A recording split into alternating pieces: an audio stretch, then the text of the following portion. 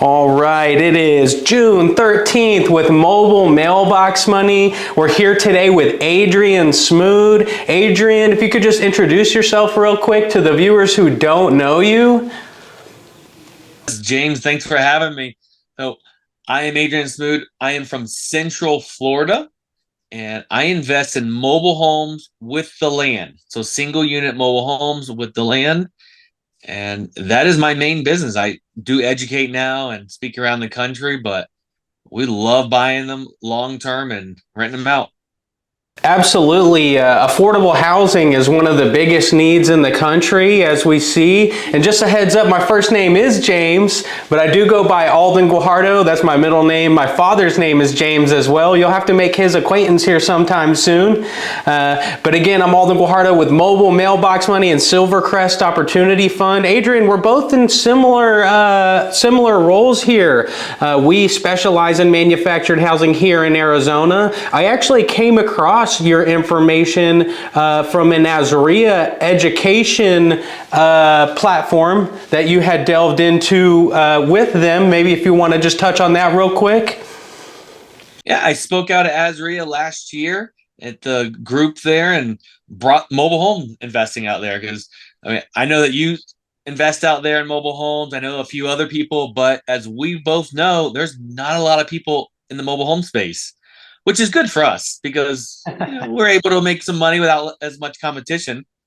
And I spoke out there, taught on it. We even taught a full day class, and it was a lot of fun. We had some new interested people in mobile homes. And then we had some people in the class that were already in the mobile home world that added a lot of value, which is always fun for me because, again, there's not always enough people in the classes that I teach that actually understand mobile homes. A lot of times I'm trying to get them through the stereotypes that we know are not true.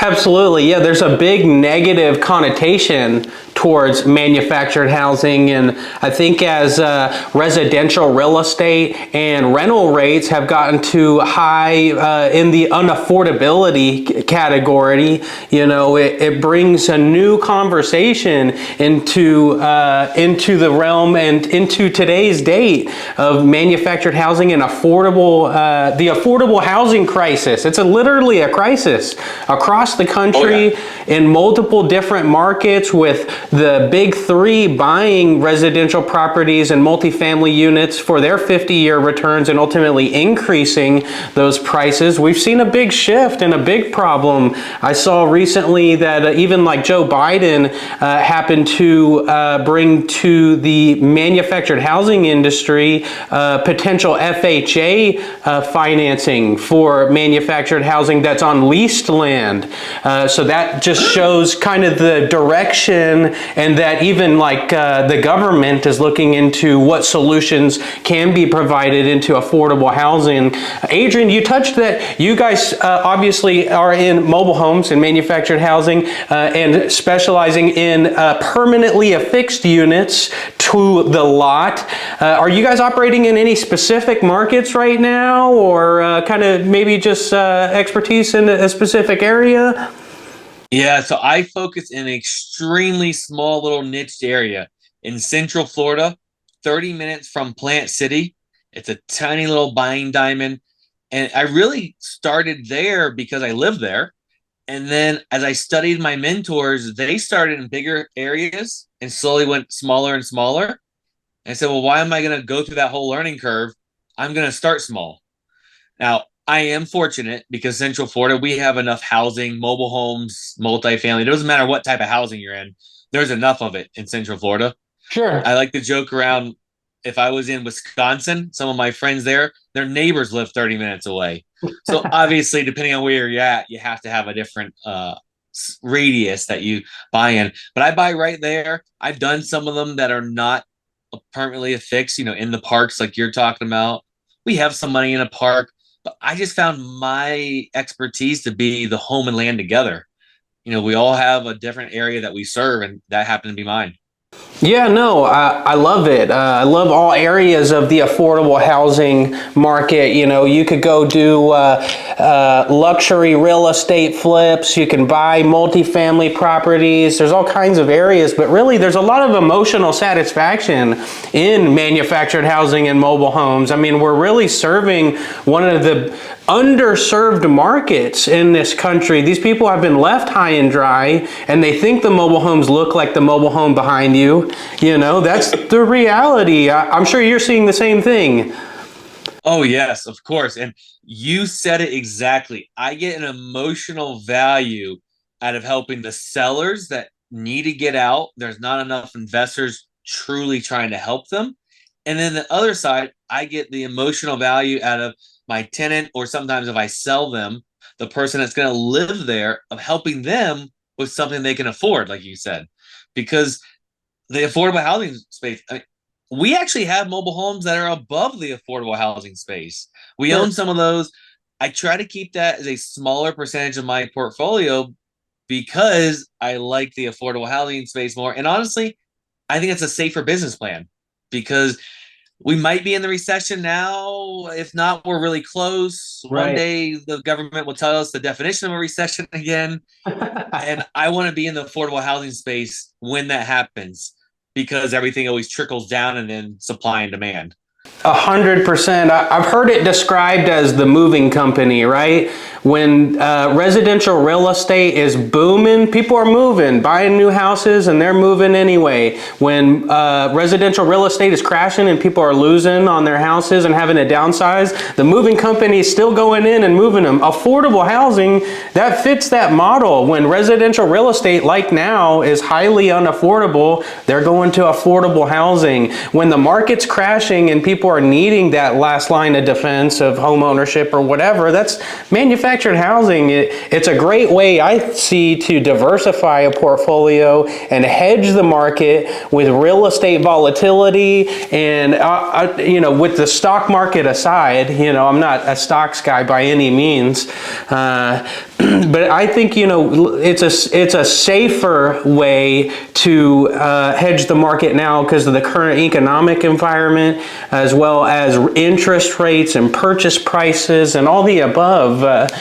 So, Adrian, I'm not sure how much you've delved into what we do. We do a form of what you're providing there in Florida in the Arizona market, and 10% of housing here is manufactured housing. So it creates a tremendous opportunity here in the Valley alone because all of these parks were really built in the 70s, the leased land mobile home parks, and 90% of the homes in the Valley are like 1970s homes. So what does that tell an individual looking for opportunity? That seems to tell me that the 40-year life term of those 1970s units are now coming due, and there's opportunity to buy and flip those homes as a manufactured housing flip.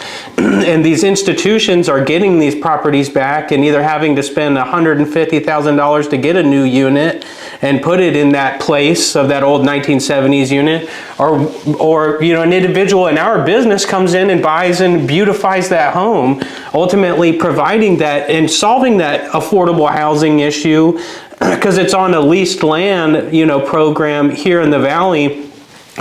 Average purchase prices here in the Valley are about $450,000, which is a challenge, especially with the land and manufactured housing combination. It's still like 250, 200, you know, and what are average prices in your market of the homes that you're going after rehab value? What's like kind of average purchase prices? And that is a hard question for me to always answer because I mainly deal in, we'll say, the two different eras, the 1960s and 70s, Sure. like the beautiful one behind me that came with most of its siding.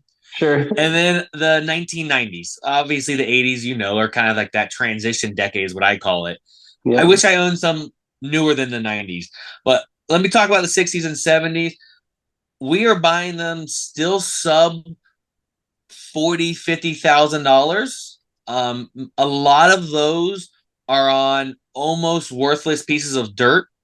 So the land itself doesn't have a lot of value. and it's not in the best area.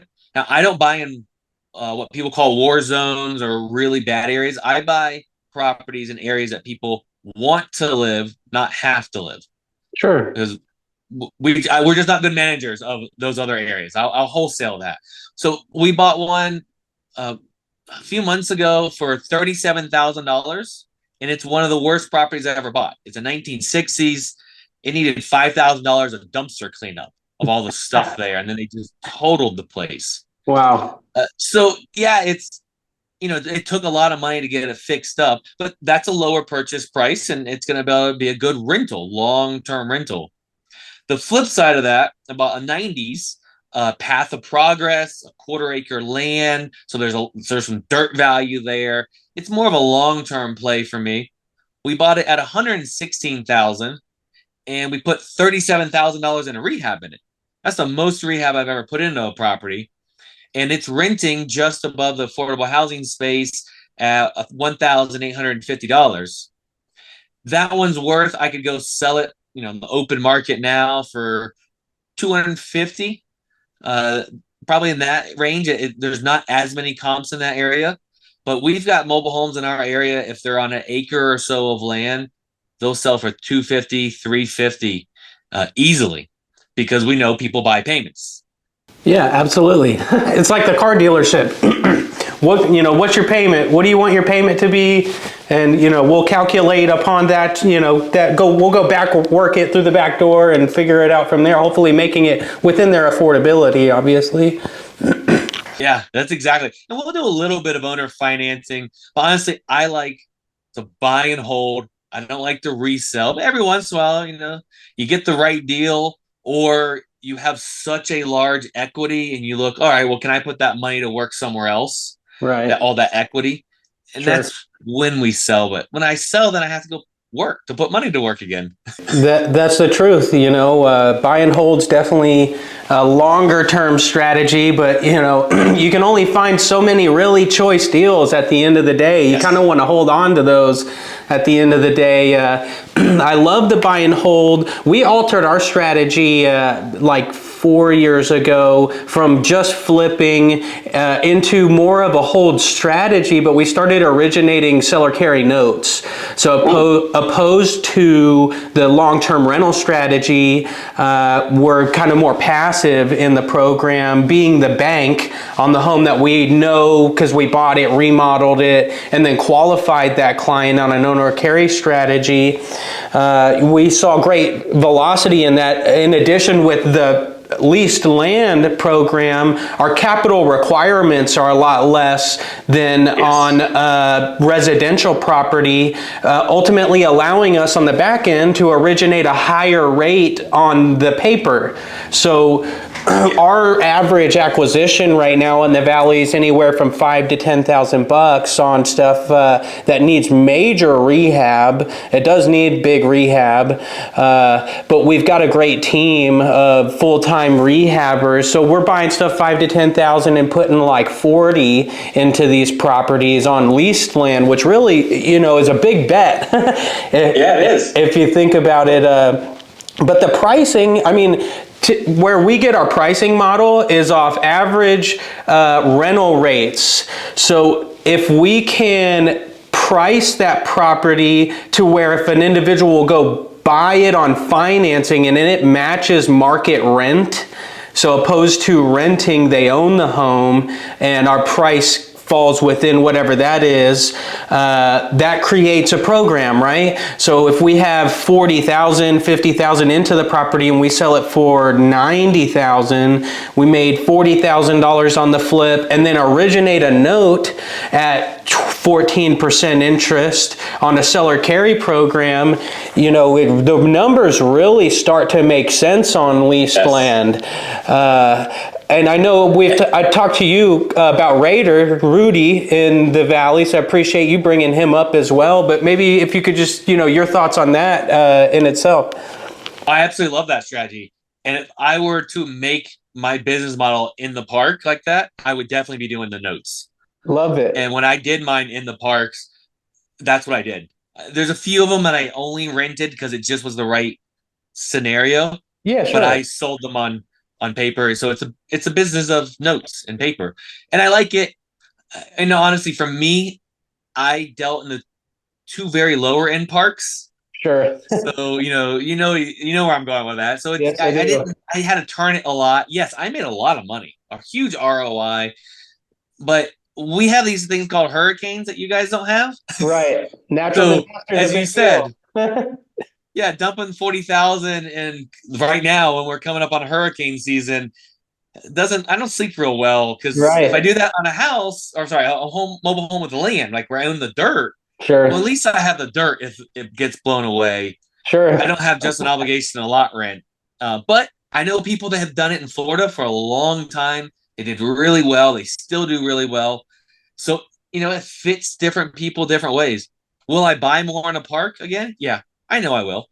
When the right deal comes along, it's the right park, I'm getting along with them well. And yeah, I know I'll buy more of them. And they are fantastic return. And their notes, like you said, it's more passive than what I even do. And we have a good management system and a note is still more passive. Yeah, no, the saying goes, why own when you could loan? You get all of the benefits of a real estate investment strategy without owning any real estate. You kind of just be the bank. You're a Warren Buffett, kind of investment strategy. You touched on a lot of great points there. And I'd love to connect with the individuals you were mentioning in Florida that are kind of doing that.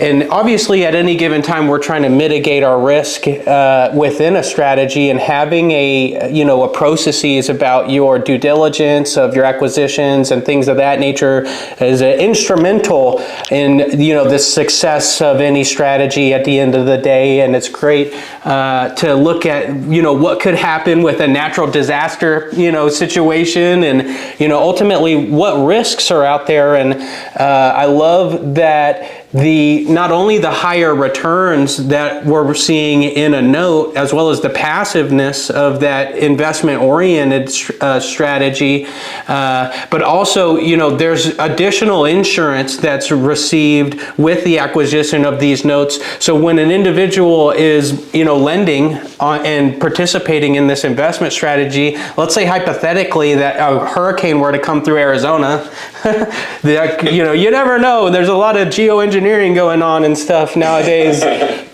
But it's good to know that there are, insurance policies in place that are required by the borrower, and the lender on that policy is actually contractually required to be listed on that policy. So if that does ever happen, Adrian, and you ended up doing a deal with us or something, just know we got you covered from that hurricane. Yeah, I love it. I mean, the deals like that you're saying are great for IRAs. I mean, my Yeah. IRA owns part of a note for a mobile home inside of a park in Sarasota, Florida, I think it is. And it's a good passive investment for my IRA. Yeah, no, I heard there's trillions of dollars sitting on the sidelines in people's IRAs, and they don't really know what to do with it. Well, wow, what a great thing to bring up, Adrian. You can self-direct your IRA and invest in a note and receive that passive income and a tax-deferred strategy. I love everything about that. And one of the beautiful things for mobile homes and IRAs is a lot of people end up having all that trillions of dollars is a lot of small dollars. Sure. They think they have to wait until they have a few $100,000 in it. Right. Well, in the mobile home space, we can put their money to work on smaller dollars so they can help us and we can help them before they have all the hundreds of thousands of dollars to go put it into a single family house. So I found it a little bit easier to help people out because we're smaller dollars. Yeah, no, 100%. I mean, here in the Valley, to buy and flip like a residential property, you're going to need $150,000 for down payment and construction cost and all of that. For that same $150,000, you may be able to diversify in 3 different deals and make a passive return, opposed to having to have that sweat equity of buying and flipping and the contractors raking you over the coals and, oh, there was a monsoon monsoon the other day, so they can't paint. That stuff happens. Not everyone's built for that, at the end of the day. I'm sure you can appreciate that as well. Buying and flipping homes is a full-time deal. That is why I don't buy and flip. We buy and rent because it's not for my personality. No, 100%. Lifestyle real estate investing. That's what that is. Yeah, exactly. And I get the appreciation of the person I'm helping versus taking an uglier mobile home and making it beautiful. Some people get a lot of satisfaction out of that. It doesn't do much for me. It's the people business that Sure. fulfills me emotionally. So that's why I was all right. I'm not a fix and flipper. And plus, as I mentioned earlier, I like mailbox money, like, that consistent, predictable income over and over and over again. I like that over large checks. Now, yes, there's times I need large checks and I get them. But in general, that is my business model. Yeah, no, the predictability of that income is really big, especially for people trying to retire, and not have to get the calls from the management company and figure out why they're charging what they're charging, and the fees changed this year and blah, blah, blah, and now we got, even more vacancies. I think that it's a great, retirement strategy to ultimately secure that safer investment in a program where you have income-oriented investment strategy, coming to fruition. That cash flow truly sets people free at the end of the day. That's what we're all trying to do, is really become free in our lifestyle and in our lives, and still make the money that we need to enjoy ourselves. There's not a lot of strategies out there that are a solid return, that are non-volatile, like the stock market and things of that nature. Yeah, you can go invest in some mutual fund, but really, what's your return? At the end of the day, the proof is in the pudding, and having these as an asset in one's portfolio, I think is really big, that you can touch, feel, smell. You can go visit that property. And not only that, but the emotional satisfaction of creating an opportunity for the underserved market to become a homeowner. In our factor, we're seeing people kind of start to cry at closing, and it's awesome. It's really awesome, especially when there's a lot of greed in the market nowadays of trying to make the most money at any given time. Listen, we all make money at the end of the day, but what are we doing to kind of, make that a better program, better opportunity in a much needed market? That's affordable housing. That's the biggest need in the country. And, Florida, I'm sure, is suffering right now, as well as Arizona. Maybe you could just shed light a little bit of what you're seeing out in the market. Yeah, so Florida is like a lot of states, it can be very different, but people always think of Florida. They think of Miami, the beaches, Tampa. Florida is so diverse within it. So yes, you have we'll say the crazy up market of Miami. I mean, that's its own world and beast. And you have the Tampa, St. Pete area, Orlando. Jacksonville was a little behind on the accelerated curve of just growth, growth, growth. I'm seeing a lot of people going into the Panhandle right now. So I stay, again, Central Florida, but I'm seeing more and more friends investing in the Panhandle. Remember, it got hit a few years ago by some hurricanes. Sure. So a lot of people left, a lot of money left. So there's some value there. Where we're at in Central Florida, the city that gets a lot of headline is Lakeland, Florida. You've probably seen that on news articles. It's kind of dipped now, but for years it was the best place to own rental property. The highest, it had all these things, and I'm like, quiet. You're attracting too many investors over. It's like the sacred fishing spot. Yeah, there is a lot of demand. There's a lot of people moving there. It's in between the Tampa and Orlando, so people can't afford Tampa and Orlando anymore. So now they live in the middle. They're willing to make the drive either direction, and it's a more of a blue collar, working class areas traditionally, starting to get kind of priced out of that. So people are moving outside.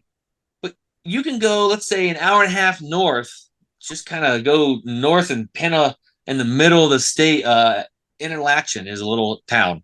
You still have full neighborhoods of dirt roads. And you can still pick stuff up for $10,000. Like Wow. there's still just undeveloped communities within Florida that are completely different than people think of all these cities and how Florida is just this overgrown area. There's a lot of areas that are really rural still. Um, is that in a path of progress? I don't know. I'm not an economist, but I'll tell you, our little area is growing. Are there still deals there? Yes. Are there still people that need help? Yes. There's always going to be that. Is it more competitive than it was a few years ago? Yes. But that just means for me, I got to be a little more patient. I believe in the law of averages. I'm going to buy them out of properties, help them out of people, as long as I keep telling everyone, that we buy mobile homes. When I'm Sure. there, I wear a shirt that says my wife buys mobile homes. 100% of the time, you don't find me out and about without that shirt. I'm You always do, you posting on social do. media. I let people know what I do because I want to help people. And my job, your job, is to solve real estate problems. And Absolutely. most of the time, we get to make money in it. Not all the time. Sometimes it's not the best for us, and we pass it along. But we are getting paid to solve problems. Yeah, all problem solving comes with the opportunity to make a smashing return at the end of the day. And not every deal is going to be a super winner at the end of the day. But the law of averages and being in one of the biggest needs in the country and capitalizing in a market that's desirable, ultimately mitigating your risk at any given time, those are all major factors in a institutional investment strategy at the end of the day. We just started a fund, Silvercrest Opportunity Fund. So I'm president of the fund, and we're going after larger opportunities of mobile home parks. So we'll be garnishing private capital, raising equity and debt strategy to acquire mobile home parks and run our same model of buying and flipping mobile homes in the park and adding value and ultimately possibly selling later at a high equity multiple. But I don't know if you've seen any deals of mobile home parks in the area. Have you ever entertained mobile home parks or RV parks or looked into that? So it used to be in my vision to buy one, and Sure. then it left my vision because there's a few reasons. I'm a very niched person, so this is working. I'm Yeah, going to no. continue doing it. Sure. Some other reasons are I've learned my personality. I'm more of a single family mindset person than a multifamily. Multifamily is more of a business, and it's a different.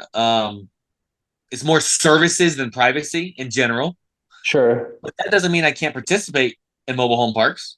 My IRA has some money in a mobile home park syndication, actually in my Nice. area. It's a friend, and that actually closed last year, I think it was. So Awesome. there's still deals out there, like you said, and it's a phenomenal deal. I know him. It's easier for me to vet. I already know mobile homes, Right. Makes but it easy. it's not a brand new asset class to me. But I know that mobile home parks got this big hype and it grew and it got all sexy, and so there's a lot of competition in it. But we know there's still a lot of deals out there, and there's still that timing because the baby boomers developed them, and now they're either retiring, passing on, and their kids are like, I don't want this trailer park. Right. And they've been running it as a mom and pop business. So there's a lot of value add of just cleaning it up, adding some amenities, repaving the roads, maybe Right. raising some lot rent. Nothing, you know, gouging the prices just to what today's rates are, or even a Sure. little lower. And the value out of that can make a lot of money. Yeah, no, that's the strategy right there. I think that there's going to be a lot more opportunity coming to the table that we're going to end up finding before the institutions because of our contacts Good. in mobile homes. So for individuals that look at manufactured housing, mobile homes, and say, "Oh, I would never invest in a mobile home" or things like that, do you have any quick quips for people that are like, "Man, I can't do that"? And I'll give you the easy one. It's right behind you. Name Warren Buffett. I'm sure you know he's one of the largest investors in mobile homes in Clayton Homes. So if you think you're smarter and brighter than Warren Buffett, then go ahead and trash him. I I mean, that's love kind of like my if I want to be a jerk and mic drop it to someone that's trashing them. Well, it's a stereotype, trailer trash. People are thinking it. It's a stereotype. Netflix specials and music videos and it. movies make fun of it. But when you have that exact same area and person that's living in it, and it happens to be a site built home or an apartment, you don't call them a trailer trash. Right. It's not the structure, it's the area, how you fix it up, who you're attracting to move in and live there. I'll tell you, most of our residents that live in our properties, they're blue collar, handyman, handy women. They take pride in their home. They'll send us pictures. We'll drive by a month or so after they move in and they fix it up. They made it their home. Even if they're renting, they still make it their home. They take pride in it. And that feels really good to us. And there's lower turnover from what we have experienced because it's their home. I keep saying it, they take pride in their home, and that's who we want to live. So it's not always that stereotype that is fun to watch on TV and YouTube, but it's not real life. No, you said it perfectly, Adrian. I couldn't have said it better myself. So, Adrian, real quick, if you could just let the viewers know where to find you, what you got going on, now's your time. Well, thank you. So, lifestyle-rei.com. That's my website with my education that's on there, mainly on mobile homes. If you want to also upgrade your mindset, I've got a book, How to Buy Mobile Homes. I keep things real simple. And you can get that, that's for under $20 the way I tell people. You can find out, all right, yes, mobile homes are for me. I need to learn more. Or no, mobile homes really aren't for me. Well, it costs less than $20. And then the other piece is, I want to know more, but maybe I just want to invest in someone's fund. Sure. You got to understand enough about them, to invest in the fund. You have to understand the numbers, but I think you should understand a little bit of the tangible asset. And so, if I can help anyone out, I was excited about chatting with you because you already get it. Yeah, no, this was pretty easy to go back and forth. Yeah. So, a lot of these podcasts, you get people that don't understand it and they're probing. I'm like, he gets it. We already had some chatting going. I'm like, I'm excited. This is going to be a fun conversation. Yeah, no, I enjoyed it myself. We'll have to get together soon again. Let me know anytime you're in Arizona. Maybe we could get together at a Azria or go have a drink, as well as I'll do the same if I'm in Florida. We have some good partners out in Jacksonville. We've gone to visit a couple times. Okay. I'm actually a quick life update. I am unofficially in Denver, Colorado now. Okay, gotcha. But I'm still managing the business in Central Florida. So not too so if you're out this way, I do go back to Florida a lot, and Jacksonville is a great market. I'll have to introduce you to my friend that does a lot of mobile home fix and flips, home and land. Yeah, please do. It's all about the relationship in Jacksonville, Florida. Love it. Well, hey, that's Adrian Smude. I'm Alden Guajardo with Mobile Mailbox Money and Silvercrest Opportunity Fund. Appreciate your time, Adrian. This is real estate education, market updates, manufactured housing, and providing affordable home ownership to hardworking Americans across the country. So thanks, Adrian. Appreciate your time. Bam.